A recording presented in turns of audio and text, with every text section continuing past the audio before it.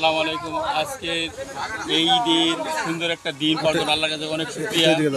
সেই শুকরিয়াতে আল্লাহর কাছে অনেক কোটি আরও শুকরিয়া আদায় করি যে আজকে সুন্দর একটা দিন। এই দিনের জন্য আজকে যে সুন্দর মতো কোরবানি করতে পারে, এই কোরবানিতে প্রত্যেকের রাস্তাঘাট যত আবর্জনা ময়লা আছে সুন্দর পরিষ্কার পরিচ্ছন্ন রাখতে সমাজের সমাজ এই সুরক্ষা এবং পরিবেশ বজায় রাখার জন্য সমাজের পরিষ্কার পরিচ্ছন্নতা প্রত্যেকের নিজ নিজ দায়িত্ব, যাতে প্রত্যেকের নিজ দায়িত্ব মনে করে পরিবেশ ঠিক রাখার জন্য রাস্তাঘাট সুন্দর মধ্যে ঘুরি এবং ময়লা আবর্জনা গরু যত প্রয়োজনীয় বজ্র আছে সেগুলো নির্দিষ্ট স্থানে ফেলার জন্য প্রত্যেকের আহ্বান এবং অনুরোধ জানাচ্ছি যাতে সমাজকে সুরক্ষিত থাকে।